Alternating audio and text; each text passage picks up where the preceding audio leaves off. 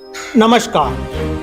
राजस्थान की 7 विधानसभा सीटों पर हो रहे उपचुनाव के समीकरणों की चर्चा करें। आज हम बात करते हैं दौसा विधानसभा सीट की। चाहे विधानसभा हो या फिर लोकसभा चुनाव, यहाँ के तेज तर्रार नेता और स्थानीय मुद्दों की वजह से चुनाव प्रचार भी काफी धुआंधार रहता है।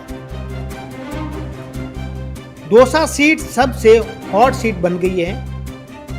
कांग्रेस के राष्ट्रीय महासचिव सचिन पायलट और राजस्थान सरकार के मंत्री डॉक्टर किरोड़ीलाल मीणा जो इस्तीफा दे चुके हैं, लेकिन उनका इस्तीफा अभी तक मंजूर नहीं हुआ। दोनों नेताओं सचिन पायलट और किरोड़ीलाल मीणा, इन दोनों नेताओं की प्रतिष्ठा दांव पर है। दौसा में दोनों नेताओं के चुनावी कमान संभालने से मुकाबला रोचक हो गया। सामान्य सीट पर बीजेपी ने एसटी तो कांग्रेस ने एससी वर्ग के उम्मीदवार को मैदान में उतारा है। ऐसे में अनदेखी से नाराज स्वर्ण समाज चुनाव में अहम फैक्टर साबित हो सकता है।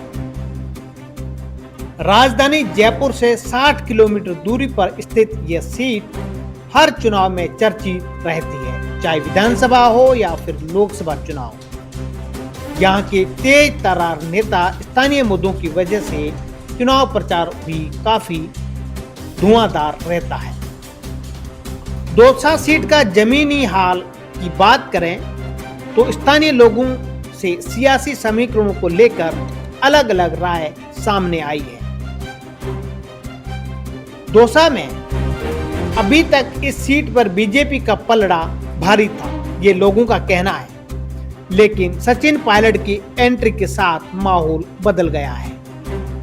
जबकि कुछ लोग यह भी मानते हैं कि पार्टियां कोई भी हो, इस क्षेत्र में विकास पर किसी ने ध्यान नहीं दिया। कुछ वरिष्ठ मतदाताओं का कहना है कि इस बार सामान्य वर्ग की अनदेखी भारी पड़ेगी। जो पार्टी सामान्य वर्ग को साध लेगी, जीत की चाबी उसी के साथ होगी। सियासी समीकरण देखते हैं, गणित यहाँ की समझ लेते हैं कि दौसा सीट में 60 से 65 हजार एसटी के मतदाता है और 50 से 55 हजार एससी मतदाता है। ओबीसी वर्ग के करीब 25 से 30 हजार मतदाता है। सामान्य वर्ग के करीब 70 हजार मतदाता है। सामान्य वर्ग अभी अपने पत्ते नहीं खोल रहा है। फिलहाल इस वर्ग ने चुप्पी साध ली है। शहर की सबसे फेमस कमलेश कचौरी वाले की दुकान पर मौजूद लोग भी आजकल राजनीतिक आंकलन लगा रहे हैं। या मौजूद नागरिकों का मानना है कि सीट के सबसे सियासी समीकरण काफी जटिल है। पिछले 20 सालों से कचौरी की दुकान पर चला रहे यहाँ पर लोगों का कहना है, पहली बार ऐसा हुआ है कि इस सीट पर तस्वीर इतनी उलझी हुई नजर आ रही है। स्थानीय बुजुर्गों का कहना है कि चुनाव में सामान्य और ओबीसी वर्ग का अहम योगदान है। ये दोनों वर्ग जिस और घूम जाएंगे, हवा का रुख उधर ही होगा। हालांकि स्थानीय पत्रकारों का मानना है कि राजस्थान के मुख्यमंत्री सामान्य वर्ग से हैं, ऐसे में स्वर्ण समाज बीजेपी के साथ जा सकता है। कांग्रेस प्रत्याशी के नामांकन में पूर्व मुख्यमंत्री अशोक गहलोत, पीसीसी अध्यक्ष गोविंद सिंह डोटासरा, नेता प्रतिपक्ष टीकाराम जूली मौजूद रहे। सचिन पायलट भी चुनाव सभाओं में इस बार जोर दे रहे हैं। ये चुनाव विचारधारा का चुनाव है, सरकार की जवाबदेही का चुनाव है। इस चुनाव के जरिए जनता भाजपा सरकार की 10 महीने की नाकामी का सच सामने रखेगी। दूसरी ओर बीजेपी प्रत्याशी जगमोहन मीणा की नामांकन रैली में मुख्यमंत्री भजनलाल शर्मा, प्रदेश अध्यक्ष मदन राठौड़ जैसे बड़े नेता शामिल हुए। दौसा सीट हारने के बाद डॉक्टर किरोड़ीलाल मीणा के लिए विधानसभा चुनाव अग्नि परीक्षा है। भाई जगमोहन मीणा के चुनावी मैदान में उतरने के बाद ये चुनाव उनके लिए काफी अहम हो गया है। जबकि पायलट परिवार का गढ़ दौसा सीट को कांग्रेस हर हाल में जीतना चाहती है। इसी सीट से सचिन पायलट ने अपनी राजनीतिक पारी का आगाज किया था। वहीं यह सीट उनके पिता राजेश पायलट और माता रमा पायलट की भी